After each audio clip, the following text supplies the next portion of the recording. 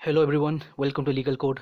I am Advocate Neeraj and today we are going to discuss the previous year question paper of All India Bar Examination set number 10. So let's start. Session को आगे बढ़ाने से पहले मैं आपको बताना चाहता हूँ कि मैंने प्रैक्टिस सेट नंबर 1 टू लेकर के 9 तक यानी सेट 1 टू 9 तक मैंने चैनल में अपलोड कर दिए हैं। आप लोग से मैं रिक्वेस्ट कर रहा हूँ कि आप लोग जाए विजिट करें क्योंकि मैंने आपको बताया कि most of the questions previous question paper से आते हैं। Next, a dumb witness given his evidence in writing in the open court, such evidence would be treated as, देखिए अगर कोई गूंगा व्यक्ति है, जो ऐसा व्यक्ति, एक ऐसा गवाह जो बोल नहीं सकता, या डम विटनेस, या कोई ऐसे व्यक्ति भी होते हैं जिन्होंने लाइफ में कसम खा रखी होती है कि कभी बोलेंगे नहीं, जैसे कि जिन्होंने आजीवन मौन धारण कर रखा है, मतलब जिसको हम कहते हैं, वो भी डम विटनेस में आते हैं। तो इस तरह के जो व्यक्ति यानी कि वो साक्षी जो बोलने में असमर्थ हैं या जिन्होंने मौन व्रत धारण कर लिया है, खुले न्यायालय में या तो लिख करके या फिर अपने जेस्चर्स यानी संकेतों के द्वारा अपने ओपन कोर्ट में एविडेंस को दे सकते हैं। तो इस प्रकार के एविडेंसेस को हम ओरल एविडेंस कहते हैं, ना कि डॉक्यूमेंट्री एविडेंसेस। एग्जाम में कहीं बार घुमाने के लिए क्या करते हैं, डॉक्यूमेंट्री एविडेंस दे देते हैं, लेकिन इसका जो आंसर है ओरल एविडेंसेस, जो आता है section number 119 Indian evidence act. Next, which of the following is not a public document. देखिए, postmortem report, judgement of the high court और रजिस्टर्ड से रिलेटेड तीनों ही क्या होते हैं, पब्लिक डॉक्यूमेंट होते हैं। लेकिन बैंक बुक यानी कि बही खाता जो क्या होता है, एक प्राइवेट डॉक्यूमेंट होता है। Next, the land acquisition act 1894 कब आया था, इसका आंसर है 1 मार्च 1894। मैंने आपको बता रहा हूँ कि आप लोग जितने भी एक्ट्स जो इस बार ऑल इंडिया बार एग्जामिनेशन में है उनके डेट ऑफ इन्फोर्समेंट पढ़ के जाइए, क्योंकि कई बार एक या दो क्वेश्चन इसमें से आते हैं। इसका आंसर है c, 1 March 1894। Next, which of the following sentences can the court of session pass, यानी कि सेशन कोर्ट के पास इनमें से कौन कौन सी शक्ति होती है। Section number 28(3) of Indian of criminal procedure code, इसमें बताया गया कि कोर्ट ऑफ सेशन के पास क्या क्या कोर्ट ऑफ सेशन सजा दे सकते हैं। इसका आंसर डेथ पनिशमेंट, एक कठोर कारावास, या फिर साधारण कारावास, या फिर कानून के द्वारा किसी प्रकार के सेंटेंस को वो दे सकते हैं। लेकिन अगर किसी को मृत्यु दंडादेश दिया जाता है तो इसके लिए हाई कोर्ट की परमिशन लेनी जरूरी होती है। That is very very important. इसका आंसर है D. Next, which of the following is not a requirement to a foreign law to be conclusive, यानी कि एक विदेशी जजमेंट को एक निश्चयात्मक प्रूफ मानने के लिए इनमें से कौन सी चीज़ जरूरी नहीं है। इसका आंसर है डी, यानी कि वो एक दुश्मन देश का कोर्ट के द्वारा दिया गया, ऐसा कुछ भी नहीं होता। देखिए, फॉरेन कोर्ट के द्वारा दिया गया जजमेंट अगर वो मेरिट्स के आधार पर दिया गया, यानी कि जो भी न्यायालय ने मतलब दोनों पक्षों को सुना और दोनों के पक्षों को सुनने के बाद ही, यानी कि सुनने के साथ ही तब उन्होंने मेरिट दिया है।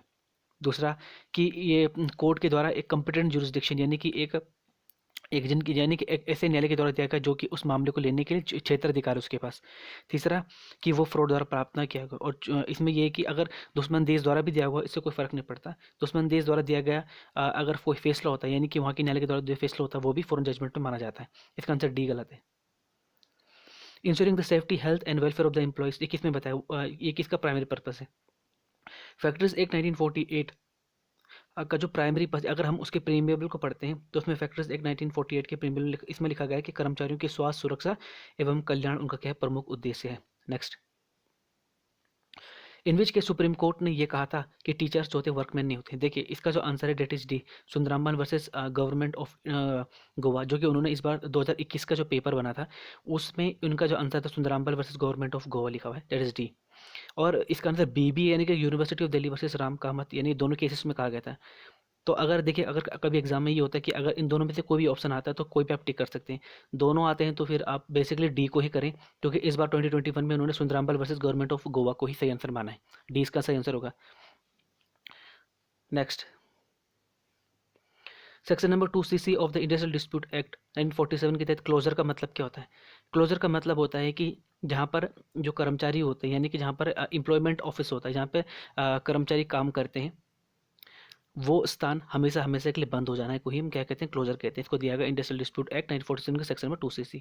Next, a reference can be made during the pendency of the case, इसका आंसर है ए, यानी कि देखिए सबसे पहले आपको समझाते हैं कि ये आता है सेक्शन नंबर 113 CPC 1908 में, और इसको साथ में पढ़ते हैं 46 ऑर्डर जो कि CPC का।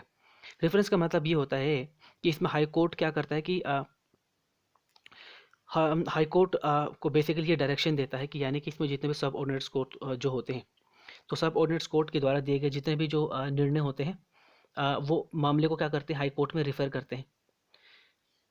क्योंकि इसमें क्या होता है कि यानी कि बेसिकली होता ये है कि सब ऑर्डिनेट कोर्ट के द्वारा हाई कोर्ट के पास किसी भी एक्ट, ऑर्डिनेंस या फिर रेगुलेशन संबंधित है, उसकी वैधता संबंधित, उसकी वैलिडिटी संबंधित उसके कुछ सवाल इंक्लूड्स होते हैं। तो सब ऑर्डिनेट कोर्ट के बाद क्या करता है कि उस मामले को रिफ़र, तो बेसिकली रिफ़र हमेशा कौन करता है, लोअर कोर्ट के द्वारा ही हाई कोर्ट को किया जाता है। लेकिन इसमें ज़रूरी नहीं है कि जो जो भी मामला आप मतलब रेफ़र कर रहे हैं वो हाई कोर्ट ही हो, वो कोई अन्य कोर्ट यानी कि उससे हाई मतलब कि जिस कोर्ट द्वारा रेफ़र किया जाता है वो हमेशा उससे उच्च तरह का कोर्ट होना चाहिए। ये ज़रूरी नहीं है कि वो हाई कोर्ट ही हो, कोई दूसरा कोर्ट भी हो सकता है। तो इसमें क्या था, सबऑर्डिनेट कोर्ट के द्वारा हाई कोर्ट या फिर कोई अन्य जो कोर्ट होते हैं, सेशन कोर्ट हो गया जिसको डिस्ट्रिक्ट जज का कोर्ट भी कहते हैं, तो वहाँ पर वो दे सकते हैं। ये इसको पढ़ते हैं section number 113 of CPC 1946 order के तहत। Next, a person can apply for the review of the judgment. Review होता है सेक्शन नंबर 114 CPC 1908। रिव्यू क्या होता है कि इसमें इसमें ये कहा गया कि अगर न्यायालय के जितने भी जजमेंट होते हैं उससे कोई भी व्यथित पक्षकार होता है, यानी कि जो भी उससे एग्रीव्ड यानी कि जो पक्षकार पार्टी होता है, वो उनके निर्णय यानी कि जिस न्यायालय ने इसको निर्णय दिया था उसी न्यायालय में रिवीजन के लिए वो कर सकते हैं। सॉरी, इसके लिए मतलब वो अपने जो जो उन्होंने निर्णय दिया उसमें रिवीजन कर सकते हैं। इसको ऑर्डर नंबर 47 के साथ पढ़ते हैं, वेरी वेरी इंपॉर्टेंट, इसका आंसर है डी। यानी कि इसमें लिखा गया कि if he is agreed by the degree order from which appeal यहाँ पे अलाउड किया जाता है, लेकिन उन्होंने अपील नहीं की, या जहाँ पर कोई भी पक्षकार जो होता है डिग्री ऑर्डर से पीड़ित है लेकिन उसमें कोई अपील नहीं होती है, या इसमें ये लिखा गया कि अगर कोई भी इस प्रकार का निर्णय दिया जाता है तो इसमें स्मॉल और इस जो जो डिसीजन दिया जाता है, जो भी रेफरेंस दिया जाता है स्मॉल कोर्ट के द्वारा जाता है। इसका answer that is D, all of the above. Next, in which of the following cases the remedy of the revision is not available. तो इसका आंसर डी, यानी कि फर्स्ट ये कि पहला अपील जिसमें लाई होता है उस केस में कभी भी रिवीजन नहीं होता, सेकंड अपील वाले में भी नहीं होता, और इंटरलोकेटरी ऑर्डर्स का मतलब वो ऑर्डर्स होते हैं जो कि टेम्पररी ऑर्डर्स होते हैं जिसमें फाइनल जजमेंट नहीं दिया गया, जो कि आपका आता है ऑर्डर नंबर 39, रूल नंबर 6 से लेकर 10 के बीच में आता है, and that is very very important. Next, effect of not negotiable to crossing is mention under 92 की हम जब बात करते हैं तो इसमें कहते हैं आपका 125 की बात करते हैं तो इसमें लिखा गया है crossing after issue, section number 125 में बताया गया। फिर 130 में बताया गया कि cheque bearing a not negotiable, और 131 में बताया गया कि non liability of the banker receiving payment of the cheque. 131 में ये लिखा गया है कि अगर कोई व्यक्ति चेक को लेकर के बैंक के पास जाता है और बैंक के कर्मचारी ने बोनाफाइडली काम करते हुए और उस चेक के आधार पर उसको पैसे दे दिए इन कैश करके, तो उसके लिए बैंकर लायलेबल नहीं होंगे। 128 में लिखा गया है payment in due course of cross cheque, that is very very important. देखिए मैं आपको बताता हूँ कि जो नेगोशियल इंस्ट्रूमेंट एक्ट है 1881 का, उसमें आप बेसिकली जितने भी इसको इंडेक्स है उसको जरूर पढ़ के जाए, क्योंकि ये इसमें से मतलब अंदर घुस के नहीं पूछते, बट आपको ऊपर ऊपर से अगर आप बाहर का इंडेक्स जानते हो तो आप आसानी से कर सकते हो। Next, section number 16 of the negotiable instrument act इसके बारे में डिफाइन करता है। इसमें बताया कि इंडोर्समेंट इन फुल और इंडोर्समेंट इन ब्लैंक।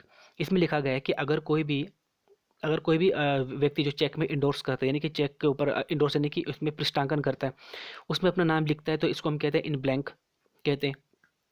और अगर वो व्यक्ति अपने नाम के साथ किसी अन्य व्यक्ति का नाम भी लिखता है तो इसको हम इन फुल चेक भी कहते हैं।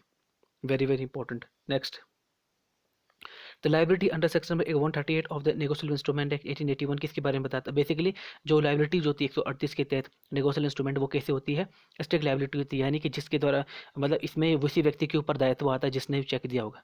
That is very very important. Next, the objective of the land acquisition act का क्या ऑब्जेक्टिव है 1894 का? इस एक्ट का ये है कि कानून में अमेंडमेंट किया जाए ताकि पब्लिक पर्पस के लिए या फिर इंडस्ट्री के ग्रोथ के लिए ज़मीन को लिया जा सके।